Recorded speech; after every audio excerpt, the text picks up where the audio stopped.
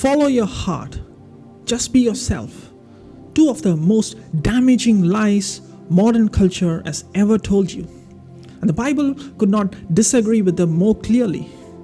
We are told these phrases like they are wisdom, printed on coffee mugs or quoted in films, whispered to us in every romance, every advert, every motivational reel.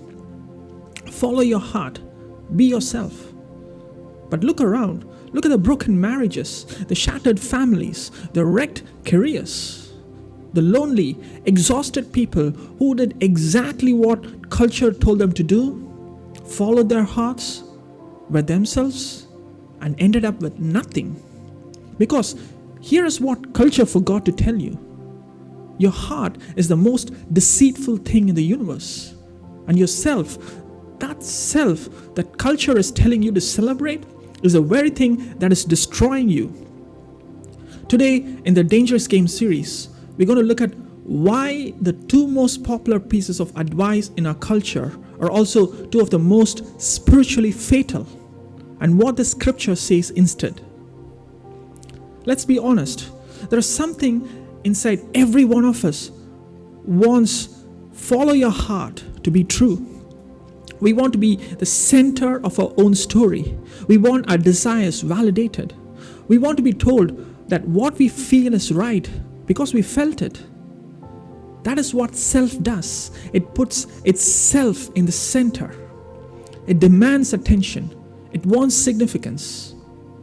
When Adam and Eve sinned in the garden, something fundamental changed in human nature. We inherited what the Bible calls the flesh, a corrupted self that is no longer oriented toward God, but is now oriented towards itself. That self wants everything, a good relationship to give it the love and attention it craves, a successful career to give it status and worth, pleasure to fill the emptiness, power to feel significant. And here is the tragedy. When you get all of these things, the relationship, the career, the pleasure, the power, your heart still says, I am missing something. You know why? Because your heart was made for one person, not a spouse, not a child, not a career, not yourself. Your heart was made for God.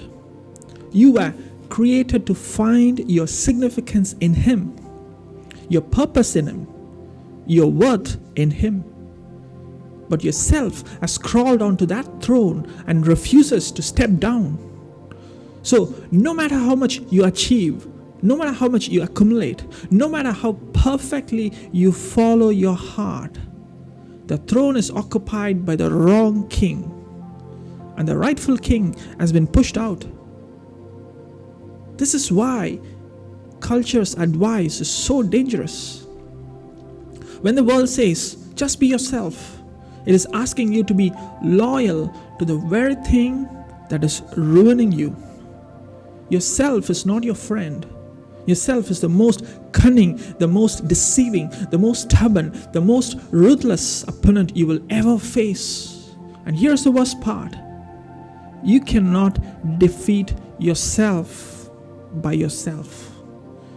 You against you is checkmate with no victory.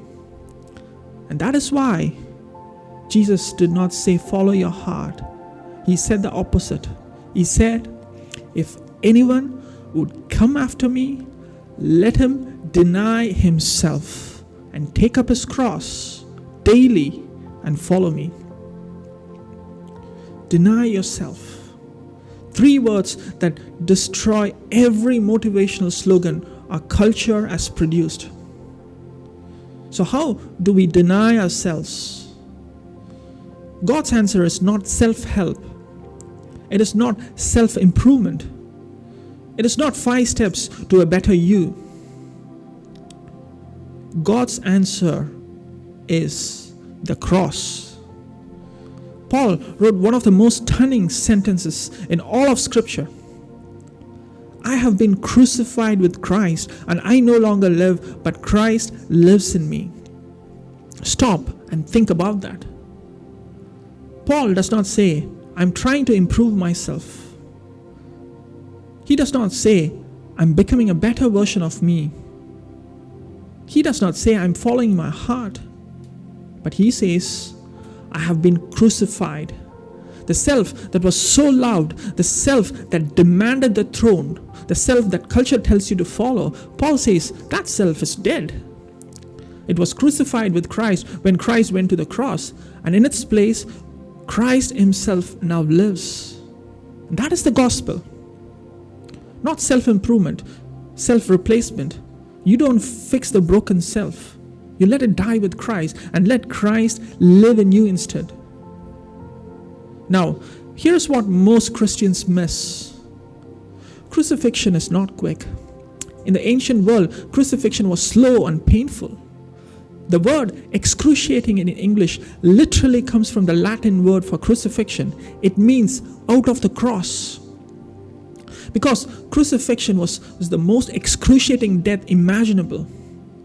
And the spiritual reality is the same. Yes, your old self was crucified with Christ.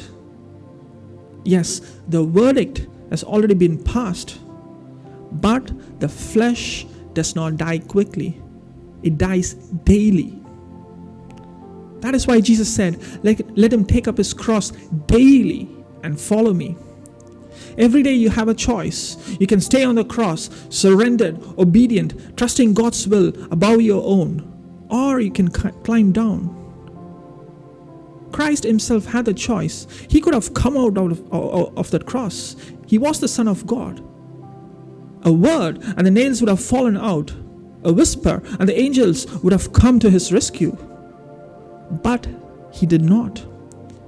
He said, not my will, but yours be done. That is the model.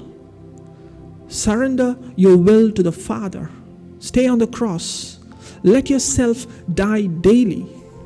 The moment you climb down, the moment you choose your will over God's, the moment you decide to follow your heart again, you've stepped out from under God's protection.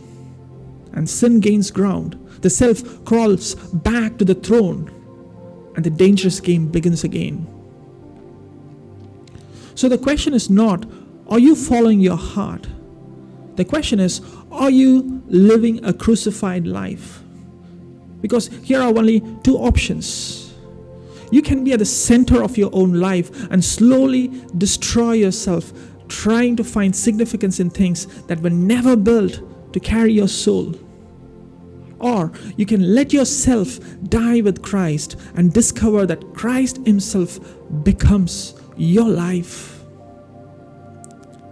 When the world says, be yourself, Christ says, lose yourself for my sake, and you will find yourself.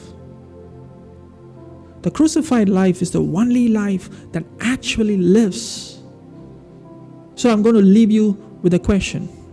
Right now, this week, in your marriage, your work, your decisions, your desires, are you following your heart, or are you on the cross? I hope that's an encouragement for you. Thanks for watching, and God bless.